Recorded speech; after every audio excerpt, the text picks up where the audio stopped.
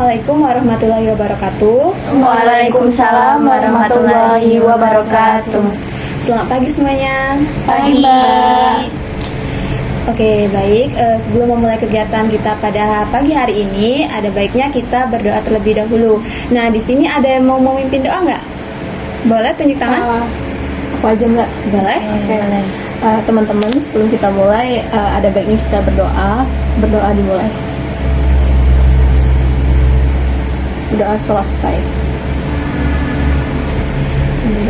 Baik, gimana nih kabar kalian semua? Alhamdulillah sehat. Alhamdulillah kalau sehat. Nah, sebelum berhubung kita semuanya belum saling mengenal, jadi ada baiknya kita perkenalan terlebih dahulu. Sebelumnya, perkenalkan, nama saya Suci Dinaria. Saya berasal dari program studi bimbingan dan konseling. Di sini saya sebagai pemimpin kelompok yang akan mengarahkan kegiatan kita hari ini. Nah, selanjutnya boleh teman-teman semuanya untuk bergantian memperkenalkan diri, nama panggilan, program studi, dan bagaimana teman-teman itu menilai diri teman-teman semuanya. Misalnya contohnya saya itu orangnya percaya diri. Nah, mungkin seperti itu. Boleh kita mulai untuk perkenalan dirinya? Boleh. Kita mulai dari sebelah kanan dulu ya. Oke, halo semuanya, kenalin, nama aku Wulandari, kalian bisa panggil aku Ulan, dan aku berasal dari program studi pendidikan bahasa Inggris. Nah, kalau mau menceritakan tentang diri aku itu orangnya kayak merasa kurang percaya diri, tapi juga kadang aku merasa pede aja gitu. Oke, ini namanya Ulan ya. Hai, Kak. Kenal. Oke, halo semuanya. Halo. Perkenalkan, nama aku Natasha Nurul Febianti. Kalian bisa panggil aku Caca. Aku dari program studi sistem komputer. Kalau mau menceritakan tentang diri aku orangnya itu dibilang percaya diri banget enggak, dibilang enggak percaya diri juga enggak, tergantung situasi. Oke. Berarti 50-50 ya. Iya. Halo Asya. Hai. Halo, perkenalkan, nama aku Pramita Nuraini. Kalian bisa panggil aku Mika. Aku dari sistem komputer. Aku itu orangnya mandiri, tapi kadang takut kalau sendiri juga. Hai Mika. Hai Mika. Aku halo semuanya, aku Ikliatul Aulia. Kalian bisa panggil Aulia atau Aul juga bisa. Aku dari program studi pendidikan guru sekolah dasar. Nah, kalau untuk aku sendiri orangnya itu overthinkingan, Mbak. Kadang kepikiran omongan-omongan orang di sekitar. Terus agak cemas juga dikit seringnya. Halo Ikli. Halo. Baik semuanya, perkenalkan aku Putri Wijayanti. Teman-teman bisa panggil aku Putri atau Wija. Nah, kalau untuk menceritakan tentang diri sendiri, aku itu orangnya percaya diri. Tapi ada saatnya tidak percaya diri saat kalau ditanya mendadak. Karena saya orangnya kurang cepat tanggap. Mungkin karena sulit berkonsentrasi. Dari prodi mana? Oh iya, dari prodi pendidikan fisika. Fisika. Oke. Hai Put. Hai. Oke, sudah ya kita perkenalannya, sudah saling mengenal semuanya. Di sini aku mau nanya, kalian itu sudah pernah mengikuti kegiatan bimbingan kelompok belum sebelumnya? Pernah. Pernah ya? Iya. Kalian yang ini? Belum. Oke, jadi pihak sini tuh belum pernah dan yang ini sudah pernah. Ya. Nah, menurut teman-teman semuanya, kalian tahu nggak apa itu definisi terkait bimbingan kelompok? Kalau dari kami yang pernah, mungkin kayak kami itu tukar pikiran, Mbak, antar satu sama lain, antar anggota kelompok gitu. Kita jadi tahu kok kalau teman-teman itu ternyata ada problem juga, dan kami juga ada problem juga, kayak sharing gitu ya. Iya. Iya, jadi bimbingan kelompok itu seperti layanan yang dilakukan secara berkelompok, layanan bimbingan. Oke, kalau menurut teman-teman semuanya sudah bagus ya jawabannya. Jadi ada yang berpendapat kalau bimbingan kelompok itu ada yang berdiskusi atau sharing, terus juga layanan kan? Iya. Oke, jadi bimbingan kelompok itu merupakan salah satu layanan bimbingan konseling, layanan yang ada di bimbingan konseling. Nah, bimbingan kelompok itu biasanya terdiri dari 5 sampai 10 orang. Nah, jadi teman-teman semuanya di sini tuh sudah tahu terkait bimbingan kelompok? Nah, Oke, tahu ya. Iya. Nah, kita lanjut. Bimbingan kelompok sendiri itu ada beberapa tahapan yang harus kita lalui. Ada yang namanya tahap pembentukan, tahap peralihan, tahap kegiatan atau tahap inti, dan yang terakhir ada tahapan penutup. Nah, kita nantinya akan melalui semua tahapan itu. Nah, terus juga di sini teman-teman sudah sukarela belum mengikuti kegiatan kelompok ini? Sukarela. Oke, semuanya berarti sudah sukarela ya. Nah, selanjutnya teman-teman juga harus sukarela ya untuk mengikuti kegiatan ini, sehingga nantinya akan bermanfaat untuk kita semua juga. Terus juga teman-teman harus menyampaikan pendapat atau idenya secara terbuka, jangan ada yang ditutup-tutupi. Kalau misalnya teman-teman tahu nih materinya apa, boleh disampaikan ke teman-teman semuanya.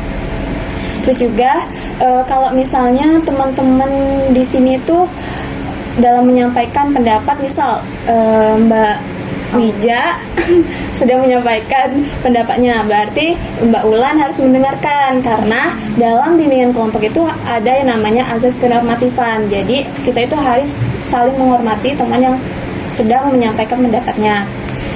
Nah, terus teman-teman harus berperan aktif juga. Jadi harus mengikuti kegiatan ini dari awal sampai akhir. Terus kalau misalnya ditanya harus menjawab. Kalau ada yang tidak mengerti boleh ditanya. Oke? Oke. Nah, dan yang terakhir ada yang namanya azas kerahasiaan. Jadi kalau misalnya teman-teman semuanya ada masalah yang masih berkaitan dengan topik atau yang hal-hal pribadi lainnya, boleh disampaikan ke kita bimbingan kelompok hari ini, karena ada azas kerahasiaan yang menjamin kerahasiaan teman-teman semuanya. Kita juga harus kesepakatan bersama. Kalau misalnya apapun yang kita bahas di bimbingan kelompok ini, kalau sudah selesai bimbingannya, kegiatannya, tidak boleh dibawa keluar lagi masalah atau topik yang kita bahas hari ini. Oke? Oke. Nah, sejauh ini ada yang mau ditanyakan? Belum ada. Jelas sejauh ini, Kak. Oke, jelas ya. Sudah ya. Nah, terus kita kesepakatan waktunya, kesepakatan waktu 30 menit. Jadi 30 menit ke depan kita akan fokus untuk mengikuti tahap kegiatan pada bimbingan kelompok. Oke, dalam bimbingan kelompok itu sendiri juga ada topik yang harus kita bahas kan. Nah, di sini itu topik sendiri bimbingan kelompok itu ada 2 topik, ada yang namanya topik tugas dan topik bebas. Nah, topik tugas itu topik atau materi yang akan kita bahas dalam tahap kegiatan nanti itu berasal dari saya. Nah, sedangkan untuk topik bebas itu kita diskusikan secara bersama. Baik, sejauh ini ada yang mau ditanyakan lagi? Belum, Mbak. Belum. Oke, jadi kali ini kita akan membahas topik terkait topik tugas, karena topiknya berasal dari saya. Oke? Sepakat semuanya? Sepakat. Nah, udah siap belum mengikuti kegiatan bimbingan kelompok? Siap ya. Nah, kalau seandainya teman-teman semuanya ada yang mau ke toilet terlebih dahulu, nggak apa-apa, saya kasih waktu 5 menit. Ada yang mau ke toilet? Nggak ada ya. Oke, nggak ada ya, berarti kita akan melanjutkan kegiatan kita pada tahap berikutnya. Oke. Nah, teman-teman semuanya, di sini ada yang tahu nggak apa itu topik yang kita bahas itu terkait topik self esteem. Nah, teman-teman semuanya ada yang tahu nggak apa itu self esteem? Pernah dengar sih, Mbak. Pernah dengar? Ya, Oke. Nah, menurut teman-teman apa itu self esteem? Boleh kasih pendapat ya? Saya boleh. Jadi kalau menurut saya self esteem itu bagaimana cara seseorang buat mengetahui dirinya sendiri, kayak dia itu punya rasa percaya diri atau punya rasa pemalu atau lainnya gitu, Pak. Oke, kalau menurut Mbak Ulan berarti itu tuh cara seseorang untuk menilai diri sendiri. Nah, ada pendapat lain? Boleh? Mbak Wija? Self esteem itu adalah pandangan atau penilaian seseorang terhadap dirinya sendiri. Oke, kalau menurut Mbak Wija, self esteem itu pandangan atau cara seseorang menilai diri sendiri. Iya. Nah, ada lagi? Mbak Mita? Kalau menurut aku self esteem itu mengevaluasi diri sendiri ya. Apakah diri sendiri ini nilainya positif atau negatif? Oke, kalau menurut Mbak Mita, itu tuh bagaimana cara Mengevaluasi diri sendiri. mengevaluasi diri sendiri? Ada lagi? Kalau saya sih Mbak setuju semua sama penilaian terhadap diri sendiri, kayak positif dan negatifnya kita. Tapi lebih banyak ke negatif mungkin ya. Sering ngeklaim kalau aku ini nih aku kurang baik nih hari ini. Mungkin kayak gitu Mbak. Oke, kalau menurut Mbak Iklia tuh seperti itu ya. Iya. Lebih banyak ke arah nilai negatif. Ya. Oke. Betul banget. Oke. Kalau Mbak Asya? Kalau menurut aku self esteem itu gimana sih cara kita menilai merasa cukup atau berharganya diri kita itu tanpa harus mengharapkan validasi dari orang lain. Oke. Gitu. Oke, bagus ya jawaban teman-teman semuanya. Sudah hampir benar dan sudah benar, anggaplah.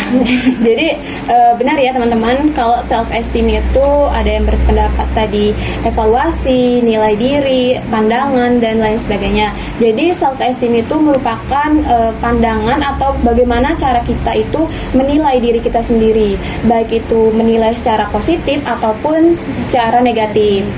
Nah, teman-teman semuanya kan tadi ada self esteem atau nilai diri secara positif dan secara negatif. Menurut teman-teman semuanya, apa contoh dari nilai diri negatif dan positif? Boleh kasih pendapatnya?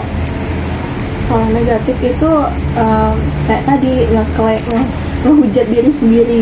Misal gimana ya? Misal kita sudah presentasi, kurang. Sebenarnya kamu tuh bisa lebih ini lagi loh. Sebenarnya kamu tuh nggak ngomongnya nggak kaku kayak gitu. Sebenarnya kamu tuh lebih pede. Mungkin kayak gitu Mbak. Oke, berarti kalau menurut Mbak Iklia tuh seperti itu ya, lebih ke arah menjudge diri Iya. sendiri. Ya, itu yang negatif. Sering judge. Ya, lainnya?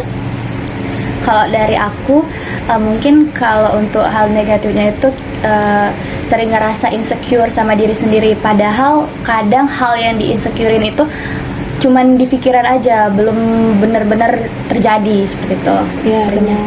Oke, itu juga termasuk contoh ya. Iya. Berarti sering merasa insecure. Iya, merasa tidak cukup lah untuk diri sendiri. Ya, negatif lah ya. Iya. Oke, ada lagi? Kalau positifnya gimana Mbak? Positif. Saya boleh jawab yang positif? Boleh. Misal kita kan anak kos ya di sini Iya. sendirian. Kita dilatih untuk menjadi mandiri. Nah, kadang saya menilai diri saya sendiri positif seperti ini. Wah, saya bisa ya mandiri. Wah, saya bisa ya melakukan ini. Saya bisa ya memanajemen waktu sendiri. Begitu.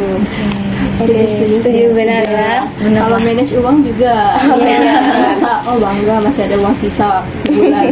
Iya, merasa bangga dengan diri sendiri ya, karena mampu untuk memanajemen uang, terus ngekos juga sendiri.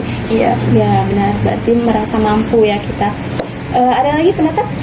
Kayaknya cukup, sudah diwakilkan. Mbak Mita? Sama udah. Cukup ya? Oh ya. Oke, sudah cukup ya.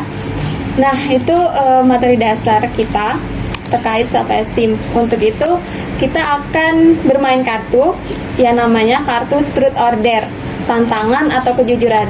Jadi, teman-teman semuanya nanti akan memilih kartu. Nanti saya akan bagikan kartu yang truth ataupun dare. Jadi, satu orang itu ada 2 kartu. Nah, teman-teman nantinya akan menjawab pertanyaan yang ada di sini. Oke. Boleh? Boleh. Oke, kita mulai dari sebelah kanan dulu ya. Oke. Boleh Mbak ambil kartunya? Oke, makasih Kak. Terima kasih Kak. Oke, pas ya kartunya. Selanjutnya ada kartu dare. Kasih.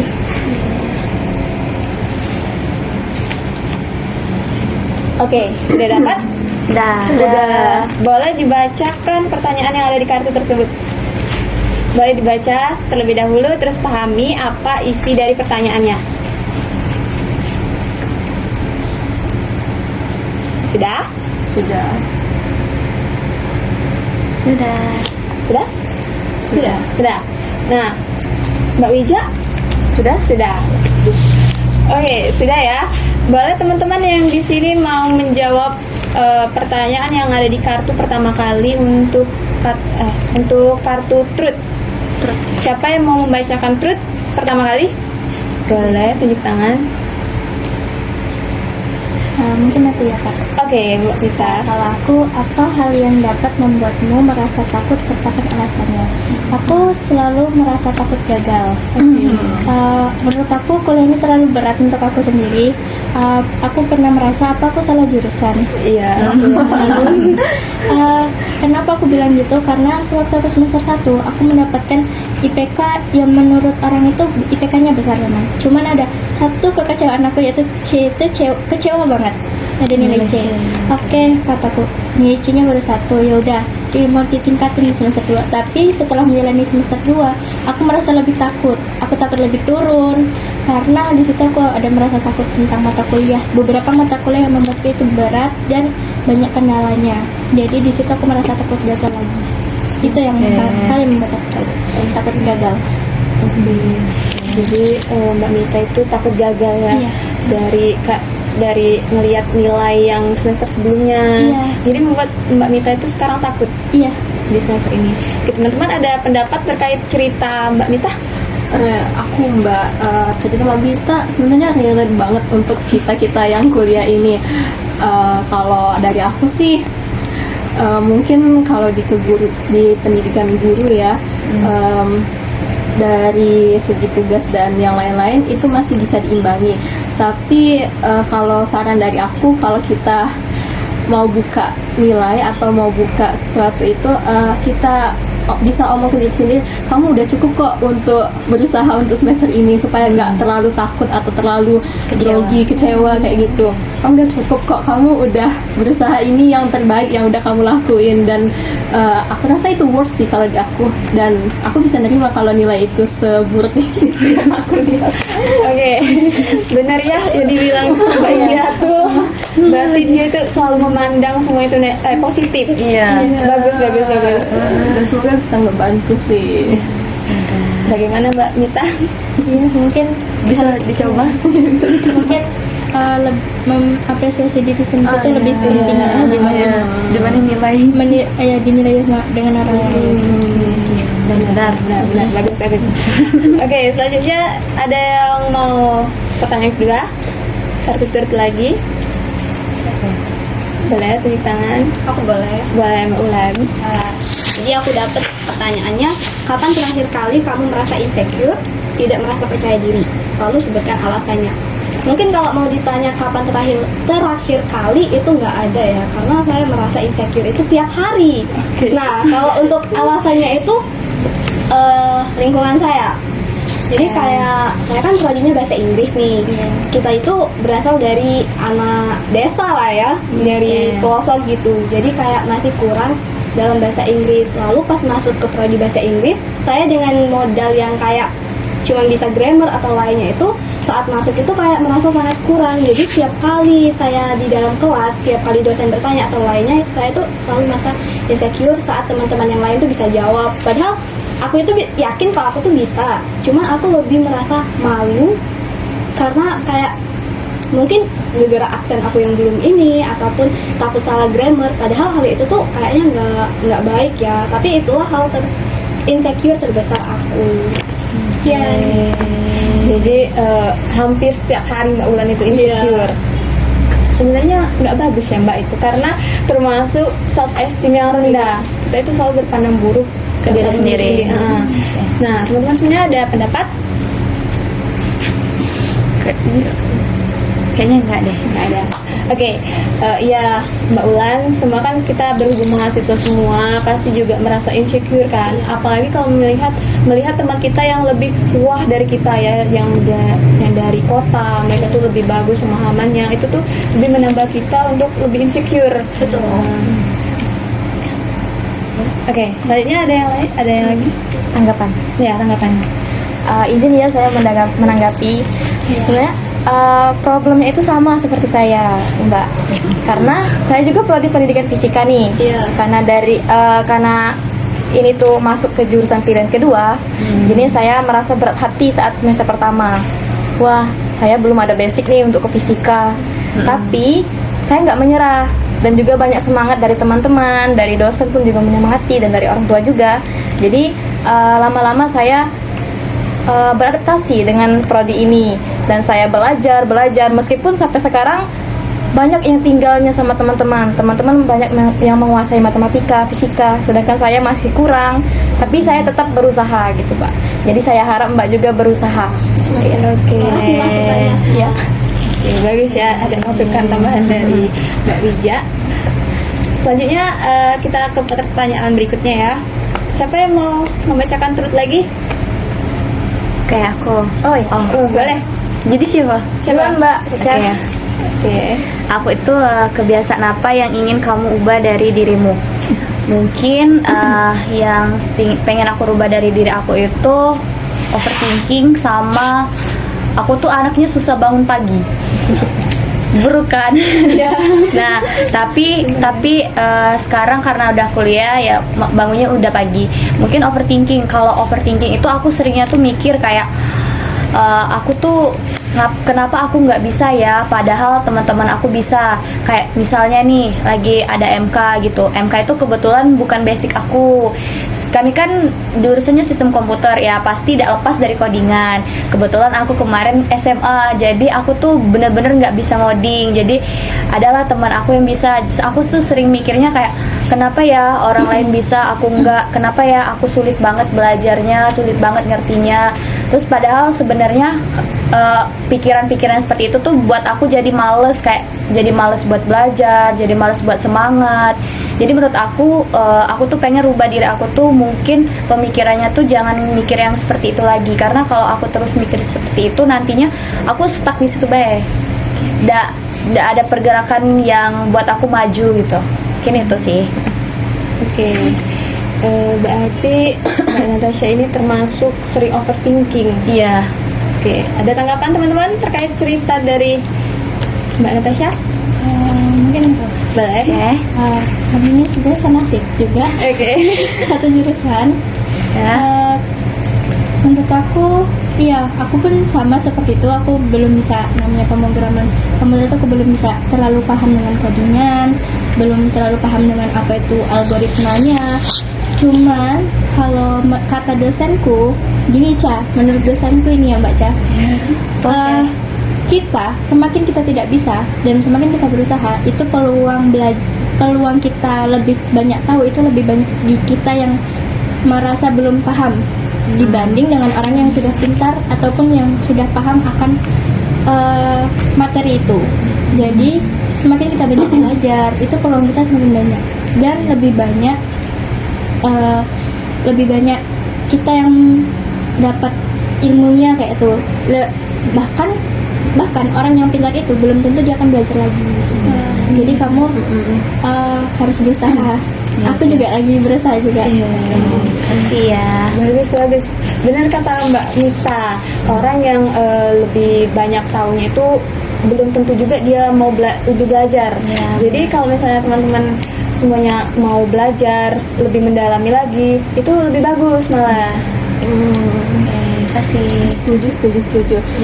Soalnya ada yang bilang pepatah kalau lebih baik kita tuh jadi gelas kosong daripada gelas yang penuh, karena kalau gelas kosong berarti kita tuh bisa nyerap seluruh ilmu, sedangkan kalau yang udah pinter, udah tahu ya, mereka bakal ngegampangin.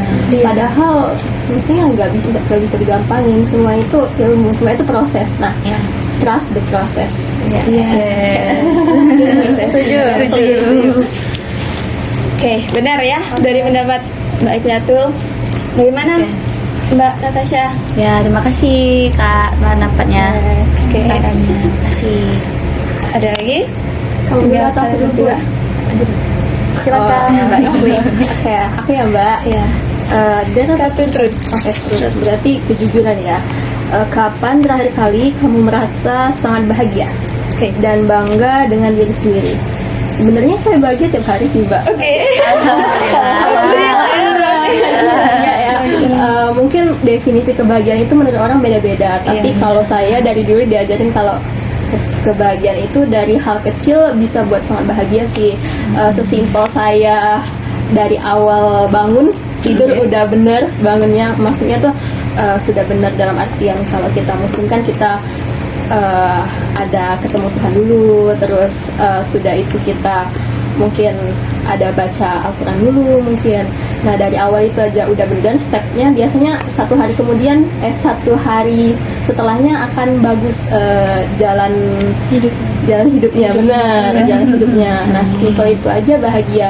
Terus yang akhir-akhir ini ya Mbak, saya lagi senang pola makan sehat sama hidup sehat. Nah mungkin kalau saya benar makannya hari itu, saya bakal dopamin kebahagiaannya itu bakal meningkat.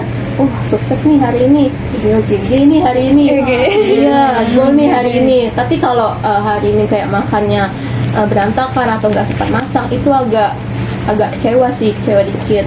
Kayak kok kamu harusnya bisa nih sempet, kenapa tidak disempat-sempatin. Mungkin itu sih Mbak, pendapat Mbak gimana? Oke, jadi benar ya, tingkat kebahagiaan seseorang itu beda-beda. Kalau misalnya dari Mbak Ikliatul, tingkat kebahagiaan dia tuh boleh mulai dari paginya. Kalau misalnya paginya dia udah berhadapan dulu dengan Allah, terus juga sudah bahagia dari paginya, kedepannya juga pasti bakal bahagia. Tapi kalau contohnya itu dari pola makan ya, kalau memasak atau sudah buat makanan dulu, terus sudah buat makanan yang sehat dari dia sendiri, itu tuh bakal ningkatin kebahagiaan dia. Nah mungkin itu. Kalau saya sering kecewa Mbak, kalau saya nggak bisa bener to-do list-nya gimana Mbak sarannya? Kalau saran dari saya, atau teman-teman ada saran? Dari Mbaknya aja. Oke, dari saya dulu ya. Kalau misalnya pola makannya, to-do list-nya udah salah ya, Mbak boleh sih mengulang dari awal untuk memperbaiki pola to-do list itu. Berarti mulai ke depannya itu Mbak jangan lagi ada membuat kesalahan. Kalau misalnya ada membuat kesalahan atau nggak melaksanakan to-do list itu, Mbak boleh kasih punishment ke diri Mbak. Punishment? Iya, kayak hukuman. Iya, boleh, itu boleh dicoba. Kalau misalnya Mbak, misalnya untuk membangkitkan kebahagiaannya kan, misalnya hari ini Mbak tidak masak, nah Mbak boleh kasih hukuman untuk diri Mbak. Misalnya contohnya Mbak boleh gimana ya, contohnya menghukum diri sendiri. Misalnya hari ini uang jajannya beralih ke tempat lain gitu. Oke. Ya hukumannya itu lebih banyak ke arah yang lebih positif. Misal kan kalau misalnya Mbak nggak masak kan otomatis bakalan jajan terus. Nah dari uang jajan itu boleh dipotong untuk sedekah atau gimana gitu. Nah boleh coba sih Mbak, ide bagus.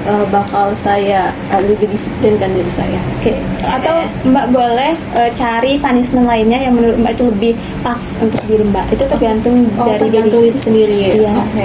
Oke. Bakal saya cari Mbak. Ya. Menurut teman-teman lagi ada nggak saran untuk Mbak Ikliatul? Boleh? Ya Kak, sedikit banget. Ya. Kalau punishment mungkin bisa lewat denda ke diri sendiri gitu. Kalau menurut aku bisa reschedule aja. Jadi kalau to-do listnya, aduh kelewatan, ya udah berarti reschedule lagi. Berarti kalau kan kelewatan nih, kelewatannya pasti ada alasannya, atau karena yang pulangnya kesorean, atau jadwalnya kepagian, atau bangunnya kesiangan, berarti harus ada reschedule lagi, harus dijangka waktunya yang panjang lagi gitu. Oke, bagus. Terima kasih ya Mbak Mita. Ya, sama-sama. Benar ya dibilang Mbak Mita. Berarti Mbak Ikliatul harus reschedule dari awal, terus kasih punishment untuk diri sendiri atau yang lainnya. Oke, Mbak. Bagaimana? Mbak Ikliatul? Sangat menjawab. Saya lega bisa cerita. Oke. Pertanyaan selanjutnya terakhir. Oke, saya akan membacakan kartu der yang saya dapat. Apa yang kamu kartu trut. Apa yang kamu lakukan ketika merasakan perasaan sedih dan kecewa? Oke, saat merasakan perasaan sedih dan kecewa, saya sering menyendiri. Nah, saya bingung.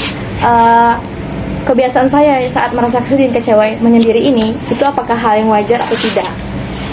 Tapi terkadang saya mengalihkan diri dengan menonton film, membaca komik, atau melakukan hal yang saya suka lainnya. Tapi kadang itu nggak membantu. Dan saya bisa menyembunyikan perasaan sedih dan kecewa saya. Tapi kalau sering ditahan, tidak maksudnya tidak dilakukan dengan menyendiri gitu kan, tidak istilahnya apa ya, self time itu, me time. Kalau nggak seperti itu, saya merasa stres. Nah, saya bingung ini merupakan hal yang wajar atau tidak. Bagaimana menurut teman-teman? Biasanya maaf, izin tanya Kak. Biasanya kalau sedihnya soal apa?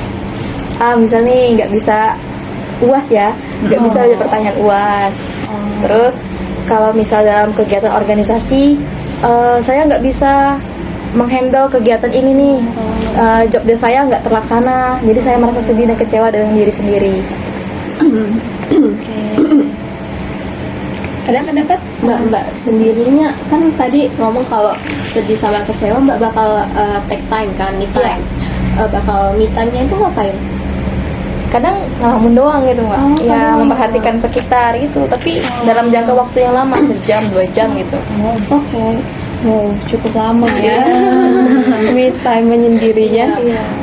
Kalau dari aku sih Mbak, malahan itu aku lebih baik kayak gitu daripada kita alihin dengan sosmed atau alihin dengan game atau enggak. Soalnya itu nggak bakal keurai, itu bakal ketahan.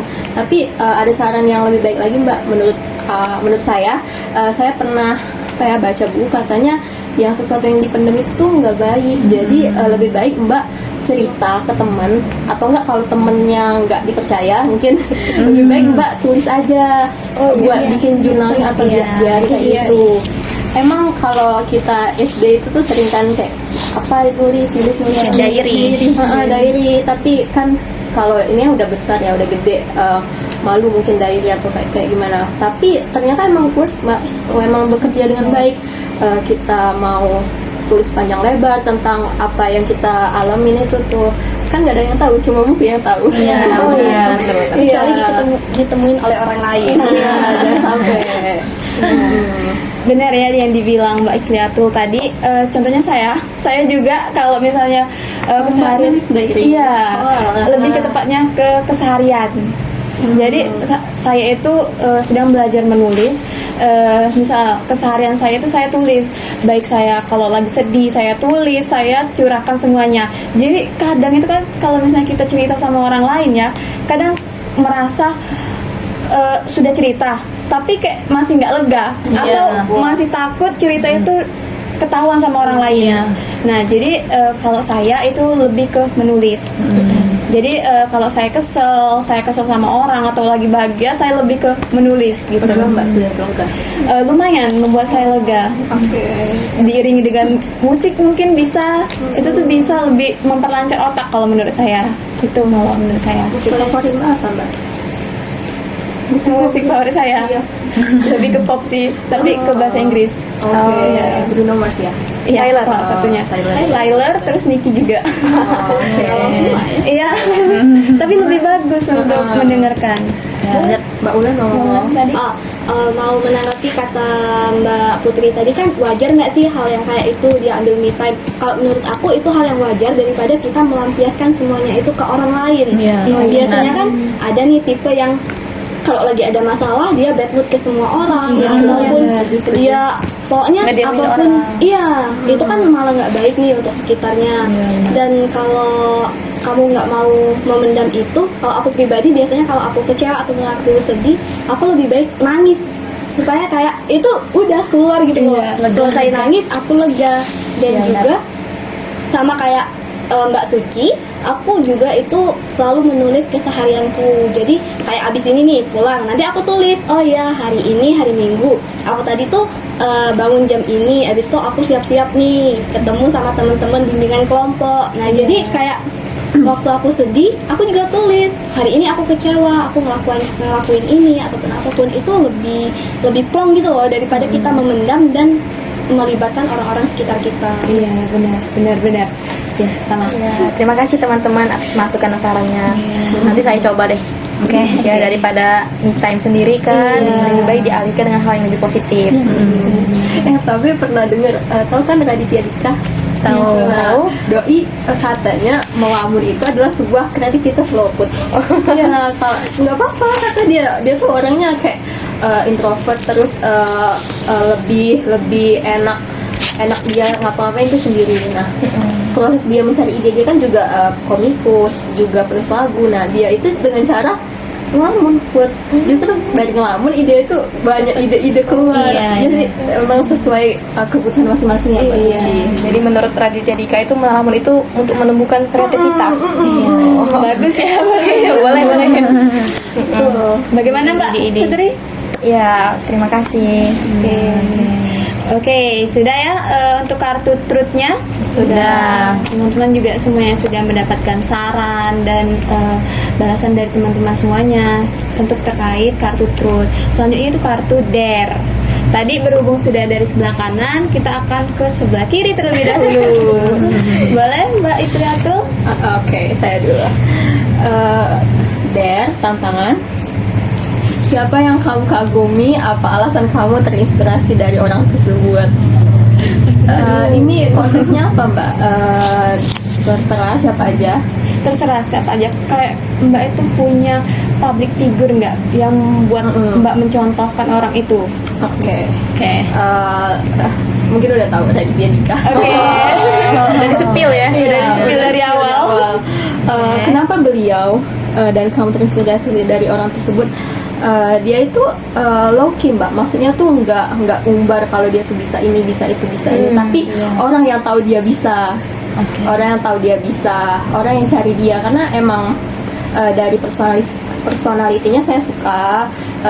Beliau orang yang tanggung jawab dan punya karir yang bagus dari awal juga, bukan karena orang tuanya siapa. Orang tuanya kebetulan dosen ya Mbak, dan dia masuknya jadi komikus, malah stand up comedy. Nggak ada hubungannya sama dosen.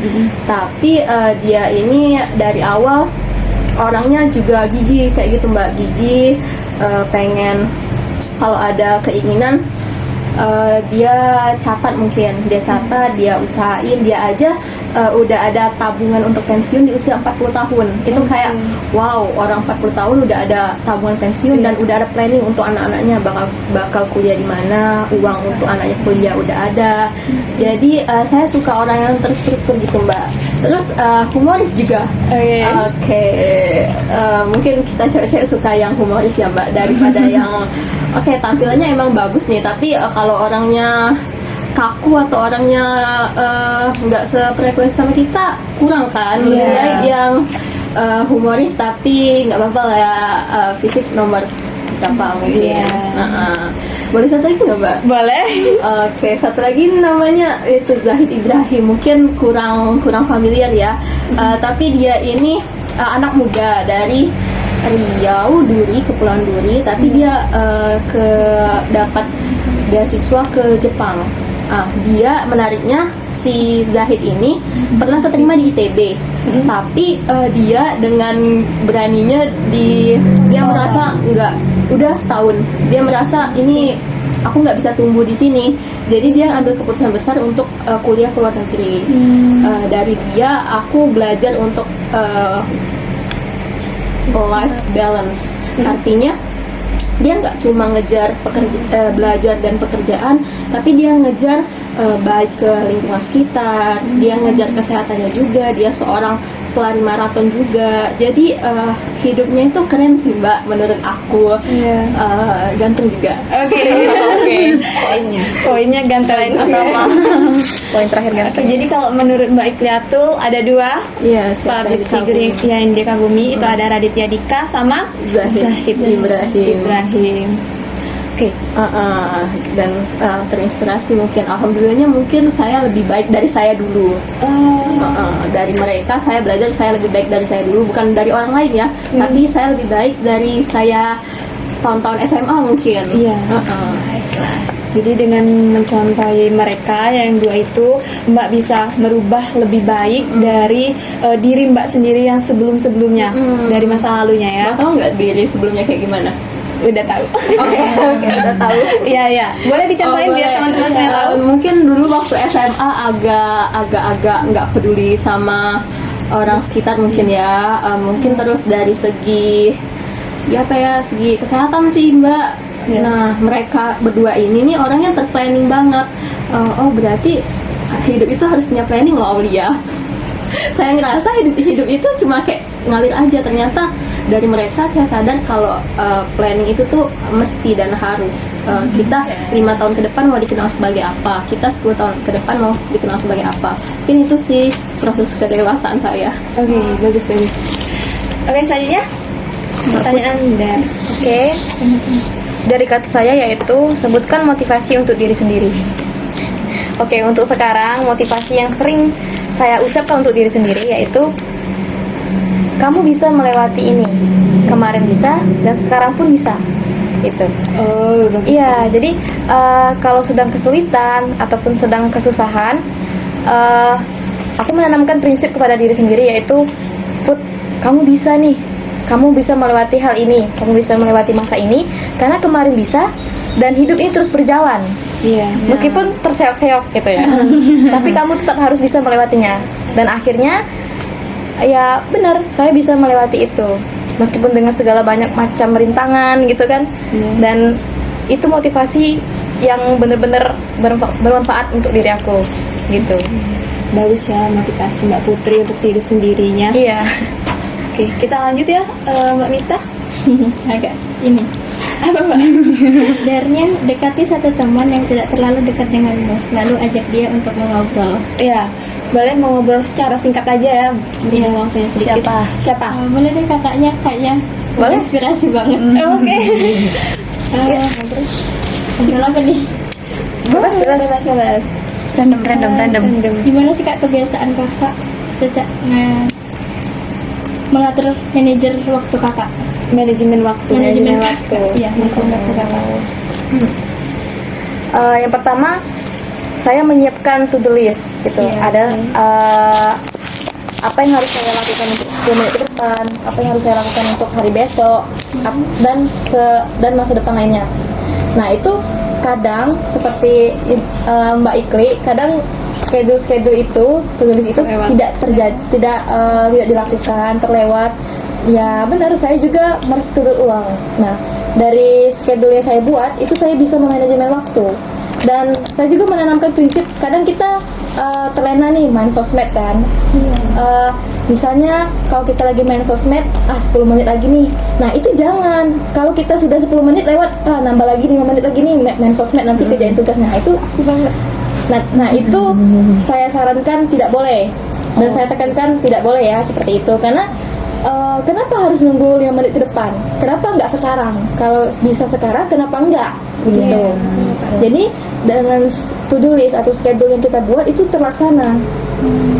Dan kita juga menyiapkan planning cadangan. Ya, agar misal ada sesuatu yang mendesak, sesuatu yang mendadak, kita bisa dengan tepat mengatur hal itu. Ya, bisa kita manajemen.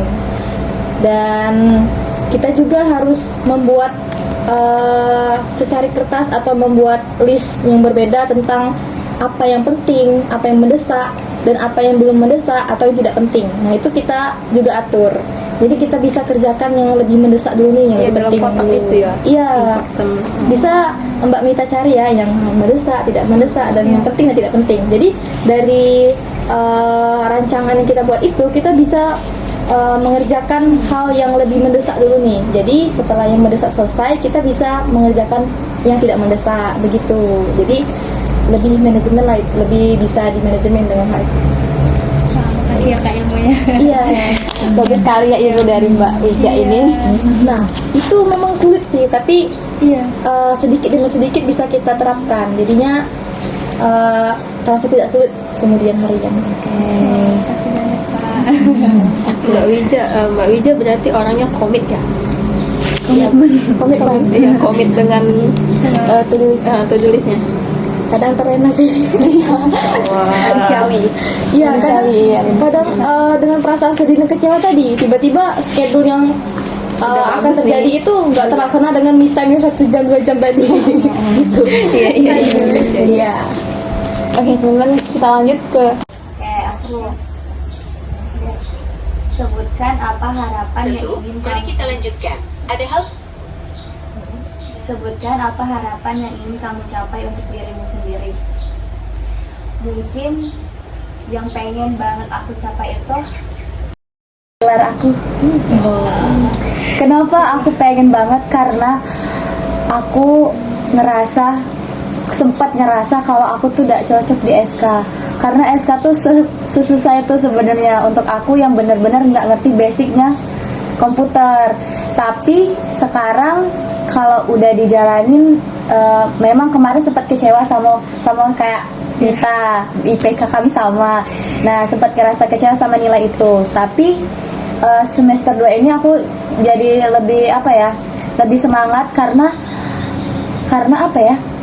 gimana ya bilangnya itu, kalau kita stuck di situlah, tidak mungkin kita bisa lulus dengan planning yang udah kita buat. Kan sebelumnya kita kan pasti buat planning, aku nak lulusnya 3,5 tahun insya Allah.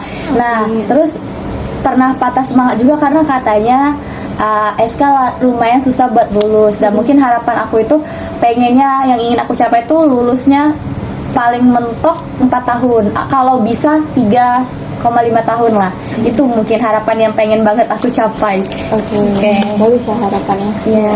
Ini terakhir Mbak Ulan. Oke. Untuk diri yang aku dapat itu puji diri sendiri dengan tulus. Oke, boleh. Ini judulnya dari aku untuk aku ya. Iya. Jadi kalau puji diri sendiri, aku mau bilang nih, terima kasih buat Ulan udah ngelakuin hal yang kayak selama ini tuh nggak pernah ada di pikirannya, udah kuat sampai sekarang, tidak menyerah dengan berbagai rintangan ataupun semacamnya, dan semoga kedepannya aku bisa menjadi lebih baik dari versi aku sendiri, dari diri aku sebelumnya, bukan dari orang lain. Itu aja sih Kak. Oke teman-teman, usai sudah ya permainan kita hari ini, main kartu truth order. Terus juga, nah salah satu strategis yang bisa kita lakuin untuk meningkatkan self esteem kita supaya positif terus, seperti yang sudah dibacakan Mbak Ulan tadi, kita bisa memuji diri kita sendiri kan. Kita melihat apa kelebihan yang ada pada diri kita. Terus juga bisa cari role model untuk kita supaya selalu tetap untuk supaya bagus lah. Mungkin itu saja kegiatan kita hari ini. Teman-teman semuanya ada yang mau berpendapat terkait kesimpulan untuk hari ini, terus mau kasih saran, boleh?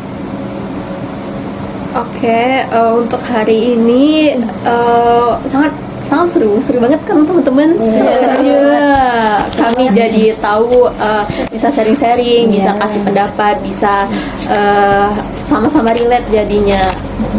Dan kalau kesimpulan dari materinya mungkin Mbak, self esteem itu ternyata nggak selalu negatif ya, ternyata bisa positif. Ternyata kita bisa membawa diri kita jauh, memandang diri kita menjadi orang yang lebih baik. Ternyata nggak melulu tentang negatif ya. Benar.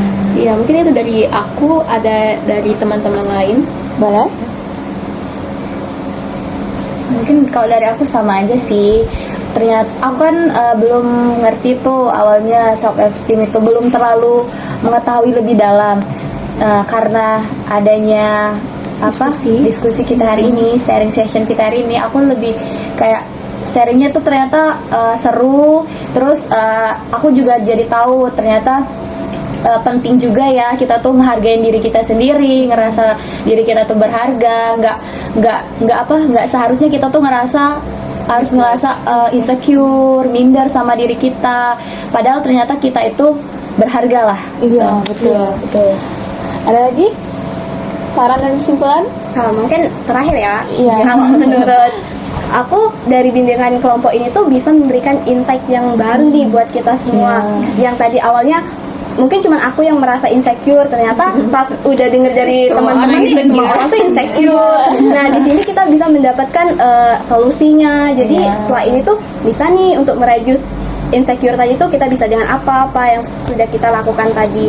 Dan selanjutnya jangan lupa bilang makasih teman-teman sama diri kita sendiri. Dan juga self love itu sangat penting. Jangan hanya menyenangkan hati orang lain, tapi jangan lupa hati kita juga. Betul. Bagusnya. mencintai diri kalian. Iya, benar ya teman-teman semuanya. Terima kasih untuk kesimpulan dan sarannya. Terus juga yang dibilang teman-teman semua sudah benar. Kita harus mencintai diri kita sendiri ya. Jangan terlalu sering menjudge atau terus insecure dengan diri kita sendiri. Oke teman-teman semuanya, saya ucapkan terima kasih kepada kalian semua yang sudah bersedia mengikuti kegiatan ini dari awal sampai akhir. Mungkin itu saja dari saya, atau apabila saya ada salah atau saya salah kata, saya ucapkan maaf dan terima kasih. Sebelum kita menutup kegiatan hari ini, untuk itu kita tutup dulu dengan doa. Di sini ada yang mau tutup doanya? Boleh angkat tangan? Saya boleh. Boleh. Oke, baik teman-teman. Karena acara kita udah selesai nih, ada sebaiknya kita berdoa kepada Allah. Doa mulai. Doa selesai. Oke, berdoa selesai. Untuk menutup hari ini, saya ucapkan terima kasih. Wassalamualaikum warahmatullahi wabarakatuh. Waalaikumsalam warahmatullahi wabarakatuh.